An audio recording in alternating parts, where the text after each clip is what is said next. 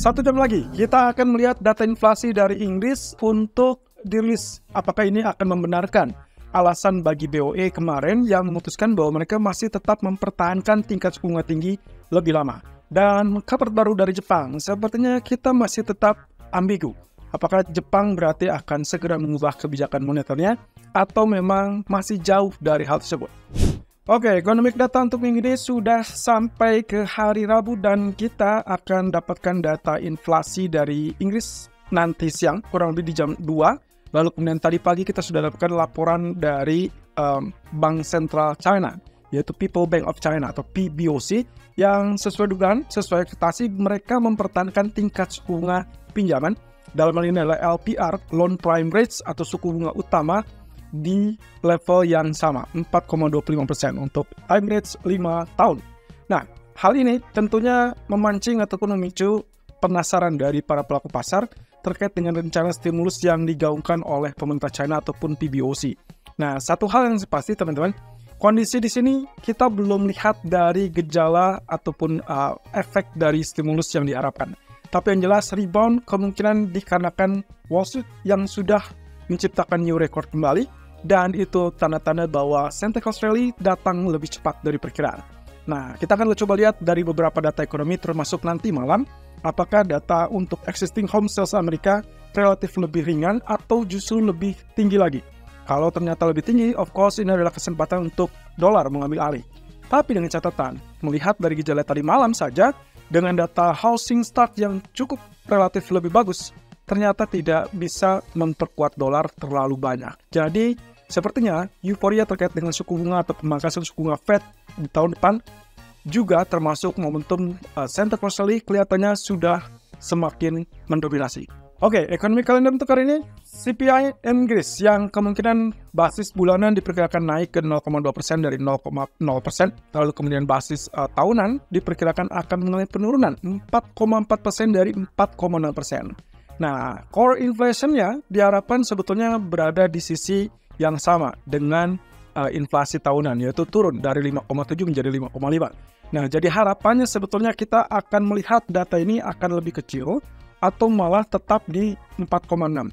Jadi kalau itu yang terjadi teman-teman, posisinya adalah kemungkinan pound sterling akan mengalami penguatan kalau misalkan dia tetap 4,6 atau bahkan lebih tinggi dari 4,6. Tapi satu sisi kalau sesuai ekspektasi 4,4%, maka kemudian pound sterling akan langsung turun begitu saja. Nah, ini yang menjadi catatan saya. Kemungkinan potensi spike ataupun kenaikan singkat, dan berkaca kepada status-status sebelumnya setiap rilis data inflasi, pound sterling selalu gagal lanjutkan kenaikan, walaupun diawali dengan kenaikan yang cukup meyakinkan. Jadi kita tinggal tunggu apakah data ini akan relatif lebih bagus atau justru akan sesuai ekspektasi atau bahkan di bawah ekspektasi. Catatannya adalah apa yang disampaikan untuk diuraikan oleh BOE minggu lalu. Tapi di sini juga kita tak kalah penting bahwa nanti malam kita akan melihat terkait dengan CB Consumer Confidence dari Amerika.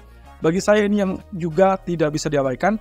Kalau misalkan angkanya relatif lebih tinggi daripada ekspektasi, kita akan lihat dolar akan rebound. Dan juga demikian pula existing home sales. Tapi catatannya adalah kemungkinan perkiraan saya efeknya mungkin sekitar 20 menit. Lalu kemudian setelahnya market kembali kepada euforia Sentence Rally. Nah, ini berarti kesempatan untuk melakukan buy sangat terbuka kalau misalkan ada penurunan. Di satu sisi, kabar terbaru terkait dengan Jepang adalah kali ini pemerintah melakukan proyeksi untuk anggaran. Untuk anggaran di tahun depan, tahun 2024, diperkirakan suku bunga anggarannya lebih tinggi. Meskipun kemarin kita sudah tahu, BOJ gagal meyakinkan pasar dengan menaikkan suku bunga. Tidak ada kenaikan suku bunga dari BOJ, tapi pasar kemungkinan masih tetap dalam euforia bahwa itu sudah dekat. Ditandai dengan apa yang terjadi pada pasar imbal hasil dari Japanese Government Bond. Jadi JGB yield ceritanya itu sudah mengalami penurunan yang cukup drastis, sehingga itulah yang mengakibatkan kenapa Anda bisa melihat USD Japanese Yen bergerak turun. Dan salah satunya dipicu dengan keyakinan mereka bahwa market melihat ada potensi BOJ akan segera keluar dari kebijakan moneter longgar. Nah, sayangnya walaupun tidak diinisiasi oleh BOJ, tapi pasar sudah melihat hal tersebut sehingga dimanfaatkan oleh pemerintah untuk memberikan proyeksi suku bunga anggaran yang lebih tinggi. Nah, ini menggambarkan situasi bahwa ekspektasi tersebut sebetulnya sudah kian nyata. Ditambah lagi, kenyataannya kalau kita lihat dari posisi kebijakan kemarin, menurut UBS, dia memperingatkan akan potensi kemungkinan yang bisa terjadi di bulan depan. Walaupun dengan garis bawah, teman-teman, kemungkinan kebijakan tersebut tidak akan berubah di bulan Januari, melainkan tetap lebih santernya adalah di bulan Maret atau bulan April, di mana fiscal year 2024 itu akan dimulai di 1 April, dan itu diperkirakan baru akan adjustment terkait dengan kebijakan moneter. Jadi kalaupun terjadi paling cepat, kemungkinannya bukan Januari, melainkan di bulan Maret, dan itu adalah timing yang menurut saya kemungkinan itu akan bentrok dengan apa yang disebut dengan kebijakan moneter dari Fed. Jadi kalau hitungannya tepat, Fed berhenti bahkan memangkas suku bunga di bulan Maret, lalu kemudian BOJ menaikkan suku bunga, maka kemungkinan kita akan dapatkan USD Japan turun di bawah level 139. Tapi bukan sekarang. Kemungkinan kita masih tetap harus sabar menanti, tapi sesuai dengan apa yang kemarin kita bahas, USD Japan sangat wajar kalau rebound ke 145 atau bahkan 147 dulu sebelum dia balik turun. Ingat, wave B sebelum dia wave C lanjutkan penurunan. Jadi sangat fantastis kalau misalkan itu terjadi. Nah, UBS mengingatkan jangan terlalu euforia dengan apa yang akan dilakukan oleh BOJ ke depan, tapi garis bawahnya adalah mereka mengingatkan kalau misalkan ingin melihat BOJ melakukan perubahan kebijakan moneter, maka yang akan dilihat adalah yield ke control-nya terlebih dulu. Dan persis dengan apa yang kemarin kita bahas, sebelum suku bunga itu diorek-orek ataupun diubah kembali oleh bank sentral, maka yang harus ditangani terlebih dulu adalah yield curve control. Either itu dihapuskan atau cuma dinaikkan batas atasnya. Jadi semuanya kemungkinan akan berlangsung bertahap, dan garis bawahnya adalah semua itu baru akan dilakukan kalau tingkat upaya yang lebih tinggi berhasil terwujud. Dan kita tinggal tunggu di fiskal tahun depan, bulan Maret, atau mungkin paling cepat Januari. Tapi dengan garis bawah tadi, Januari kemungkinan diragukan, maka harus bersabar sampai bulan Maret. Dari Amerika sendiri, Fed Austin Goolsbee mengingatkan pasar yang sudah kondisinya adalah euforia menyambut kemungkinan potensi pemangkasan suku bunga. Ya, Goolsbee mengingatkan bahwa tindakan dari Fed itu tidak berdasarkan tindakan politis, melainkan berdasarkan apa yang terjadi pada inflasi. Jadi kalau memang pasar ingin melihat potensinya adalah Fed segera melonggarkan kebijakan dari yang namanya pengetatan, yaitu ditandai dengan kenaikan suku bunga, maka kemungkinan kalau ingin melonggar alias memangkas suku bunga, pasar harus melihat dari inflasi itu sendiri.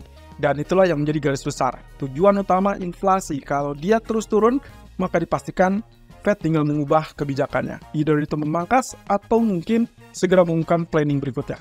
Terkait dengan BOJ, kita beralih dengan BOE. BOJ dengan segala kerumitannya yang kemungkinan baru akan dilakukan di 2 atau 3 bulan ke depan. Sekarang BOE juga memiliki keterbatasan terkait dengan kebijakan. Senjata mereka mempertahankan suku bunga itu sudah tepat, tapi masalahnya adalah kebijakan berikutnya. Pasar mempertaruhkan persis dengan apa yang mereka harapkan terhadap Federal Reserve, yaitu terkait dengan pemangkasan suku bunga. Sampai saat ini, sayangnya tidak mendapatkan apa yang diinginkan oleh market. Tapi ya, seperti kita lihat, pound sterling mengalami penguatan, tapi juga masih diragukan apakah penguatan ini memang sebatas kebijakan mereka sendiri, atau hanya dibantu oleh melemahnya dolar karena ekspektasi pemangkasan suku bunga Fed. Nah, dalam hal ini, Deputi Gubernur Sarah Breeden mengatakan jangan buru-buru karena BOE kemungkinan masih akan tetap mempertahankan kebijakan restriktif ini untuk jangka waktu yang lebih lama. Dan mereka cukup yakin bahwa inflasi mereka masih terlalu tinggi, 4,6% terakhir, dan untuk hari ini di jam 2 diharapkan turun ke 4,4. Jadi kita tengah tunggu saja apakah data tersebut akan naik atau akan turun. Satu sisi dari Sarah Breeden juga menegaskan bahwa inflasi turun, tapi memang masih tinggi. Jadi target mereka tetap 2% itu, dan dengan kondisi pasar yang mungkin pasar tenaga kerja juga sudah sedikit melonggar, tapi juga tetap ketat. Dan ini mirip dengan apa yang terjadi di Amerika. Jadi kesimpulannya adalah harap bersabar menurut Breeden. Cuman kalau nanti ternyata CPI dirilis dengan angka 4,4% atau 4,3 atau bahkan di bawahnya, maka hati-hati teman-teman. Posisinya adalah pound sterling itu akan langsung turun. Tapi berbeda kalau misalkan kita akan mendapatkan katakanlah mungkin inflasi bulannya yang diekspektasikan naik 0,2%. Kalau memang dia naik 0,2% persis dengan ekspektasi, kemungkinan juga pound sterling akan turun.